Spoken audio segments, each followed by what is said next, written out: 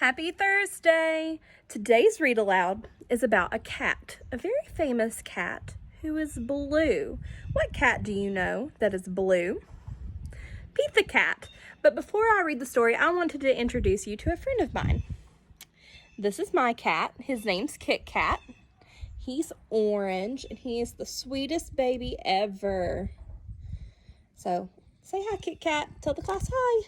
He's gonna eat his dinner. But I'm going to run in the house and we'll start reading the story. I'll see you in a minute. Okay, today's story is Pete the Cat, Pete's Big Lunch.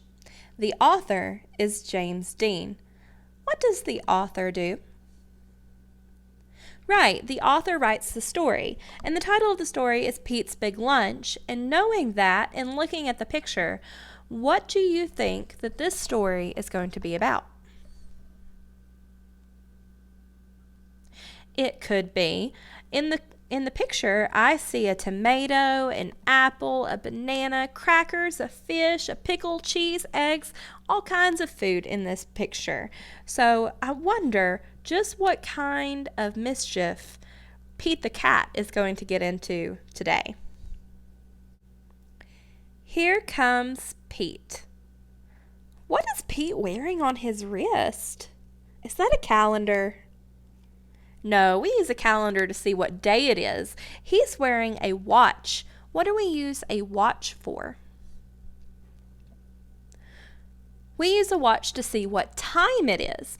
And Pete is thinking in his head, in that little bubble, lunch? So maybe it's lunchtime for Pete. Let's find out. It is lunchtime. Pete is ready to eat. What should Pete eat?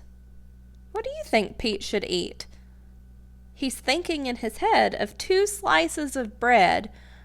What do you eat that has 2 slices of bread? A sandwich would be nice. Yes, Pete wants a sandwich. Pete opens the fridge.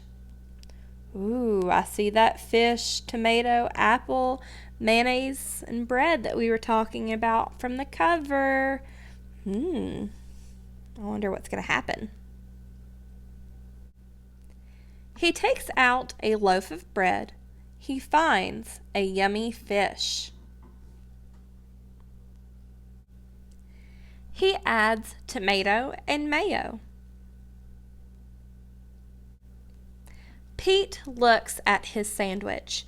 It is too small. Something is missing. Wow, look at Pete's sandwich. He took the entire loaf of bread and put the fish and the tomato and mayonnaise right on top of it. Is that how you make a sandwich? No. How do you make a sandwich?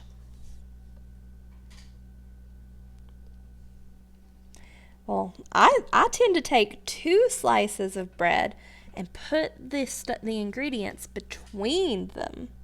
Silly Pete, you don't put the ingredients on top of the bread. Pete knows what it needs. His sandwich needs an apple. Pete loves apples. His sandwich needs crackers. Crackers are crunchy.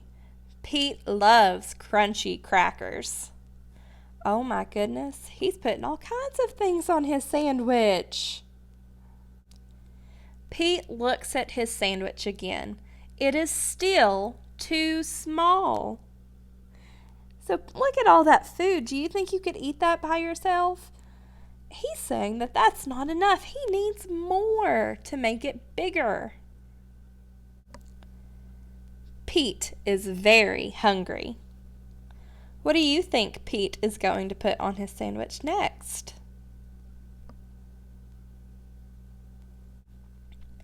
Pete adds a pickle. Pete adds cheese.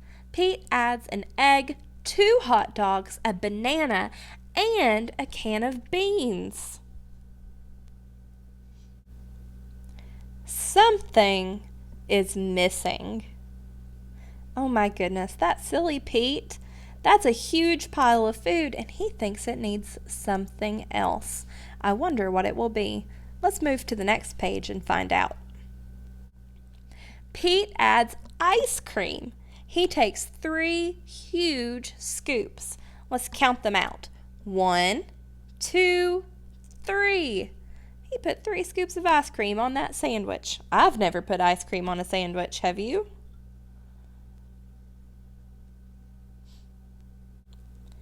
Pete's sandwich is too big for Pete to eat. Pete wonders what to do. Pete thinks and thinks. Silly Pete. He put so much food on his sandwich. It's too big for him to eat. What do you think Pete's going to do with all of that food? Can he eat it alone? No, I don't know. Let's find out what he does. I've got it, Pete says. Pete calls all of his friends. He asks them to come over. Why do you think Pete's asking his friends to come over? Maybe they're going to help him eat it. Let's count how many friends that he called over. Let's start with the top one that's white. Ready? 1, 2, 3, 4, 5, 6. He invited 6 friends over. 5 cats and 1 dog. Everyone goes to Pete's house. They are all very hungry. I think you might be right. I think that they might be helping Pete eat. Let's find out. Pete shows them his big lunch. Are you hungry? Asks Pete. Pete's sandwich is big enough for everyone. Dig in, says Pete.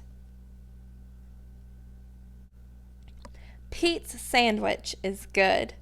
Pete's sandwich is very good. Pete's sandwich is all gone. Pete's friends are full. They liked Pete's big lunch. Thanks for the lunch, Pete's friends say. Thanks for sharing. You're welcome, Pete says. Sharing is cool. The end.